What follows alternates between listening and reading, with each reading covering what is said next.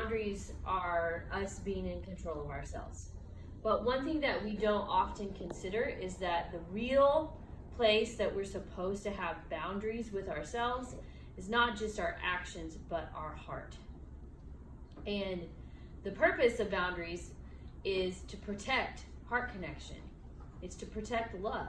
It's to protect our ability to love our families well.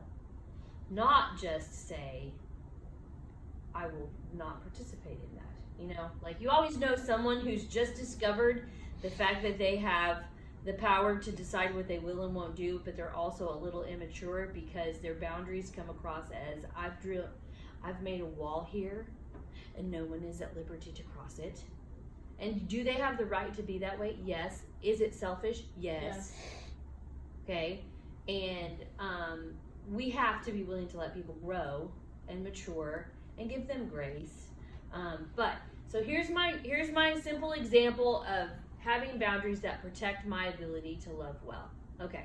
People come to me with their chaos and their craziness, and they want to share it with me and I guess get wisdom. Or all right, I can love people well as a mature believer and give them wisdom. That's fine. But if that starts to swallow my life and suck me into their offense or their bitterness or overwhelm me or pull me away from the mission of Jesus, the gospel of Jesus on the earth, then I have to have a boundary, not only in my heart, but also with myself of I will not give more than this amount of time to other people's issues, right? Because if I don't have a boundary with myself about that, then what's going to happen is I stop being able to love them and help them, and I begin to resent them. Mm-hmm. And that's not helpful. So this is true with our family. Mm-hmm. This is true when we have dysfunctional family members that are constantly needing us to help them, constantly needing us to fix it for them. And a lot of times it's true with adult parents who have adult children who are addictions or money problems or things like that. And we as mature believers have to manage our hearts. So is it okay to constantly be helping family members if in our heart we are resentful of it and it makes us mad and angry and hateful? No, that's not love. Okay? Is it more loving to put a physical boundary there and say, listen, I can't help you anymore? And that allows your heart to stay protected and then you don't resent them anymore? Yes, that's actually more loving than if you're constantly passing out dollars and helping them. So, as we're approaching the holiday, because it really is more of a drain than it is a life-giving thing. We need to be mindful of that we are protecting our connection spiritually with Jesus, with the Holy Spirit in us, in our life. We have to always have a reservoir of life, okay? We are protecting our connection with our spouse, right? We're protecting our connection with our children. Everything that falls outside of those boundaries gets to be further down on the list. And if we have to say, nope, I can't do that this year. No, we cannot come to that this year. No, I can't participate in this thing this year. Then that's totally fine. Totally acceptable. And everybody can just get glad in the same pants they got mad in. All right? But the reminder is that the purpose is not to just be like, listen, I'm in charge of my own time and I get to decide what I will and I won't do. Thank you. It is to protect our heart and our ability to love people well. Because if we can't love them well, then there's no point. We're just causing trouble. Right? We also have to have boundaries with holiday dessert, too. This is true.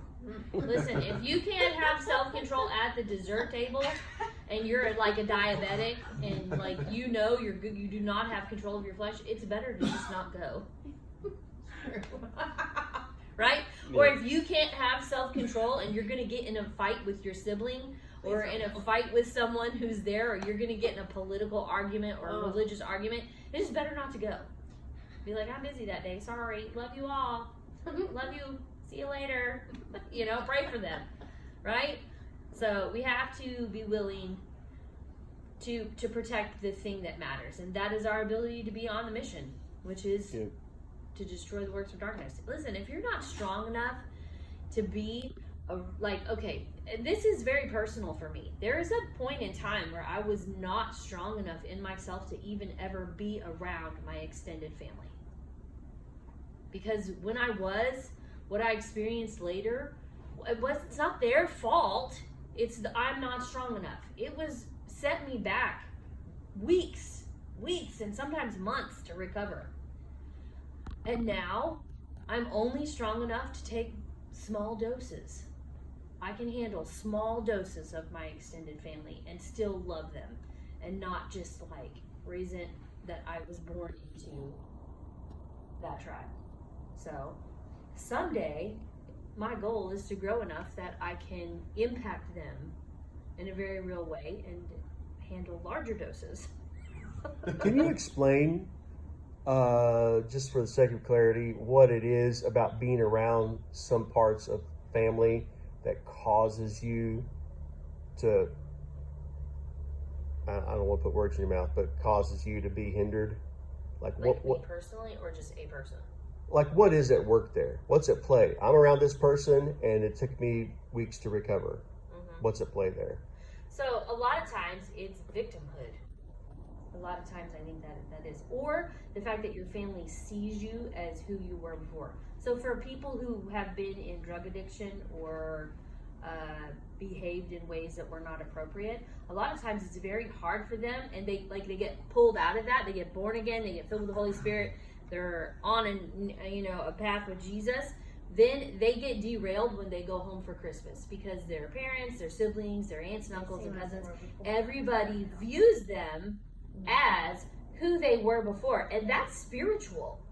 There's spirits that partner with that, and then they take advantage of that with this person, and then they start hearing reminders of who they. Well, you're just a thief, you're just a loser, you're just an addict, you're just you're just little old Haley who doesn't know anything, or you're just little fatherless, that it's a spiritual thing, and so.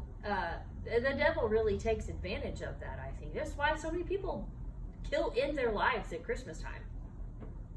Oh, like suicide? Yeah, that's why there's so much suicide around the holidays, because people have an idea of what family and that feeling of safety and stability should be. They maybe Norman Rockwellize it, and then that triggers in them a feeling of loneliness and hopelessness. Then they want that, they try to get that from their own family, which is dysfunctional and more like a Jerry Springer show, and then they just can't take it anymore, and they're like, well, there's just no point, so we have to have boundaries with ourselves about our bigger tribe of family until we can walk in, and our influence, our internal stability, our internal strength, our internal understanding of binding and loosing and how we affect the environment impacts them rather than them impacting us.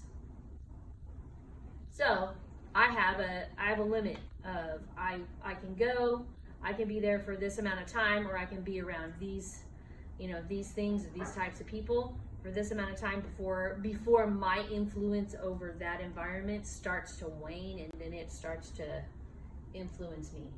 And I can't allow that at any cost. Mm-mm. I cannot allow that influence, that religious, belittling, demonic thing that is my tribe. I cannot allow that to influence me. So I have to be like, okay, well, we're done then. We're done for this year. We're skipping this year. Some years it's like, we're skipping Christmas this year. Sorry, we had plans. I'm always like, Clint, can we have plans? There have literally been times in our life that I'm like, I need another plan on the calendar so that I can say, I'm sorry, we already have plans that day. And he's like, sure, we have plans. And I'm like, no, literally, I'm not gonna lie. We have plans to go and do something, so we can't come. Sorry. And that's okay. That would probably hurt their feelings, or they would be like, geez, you know. But we have to be willing to protect.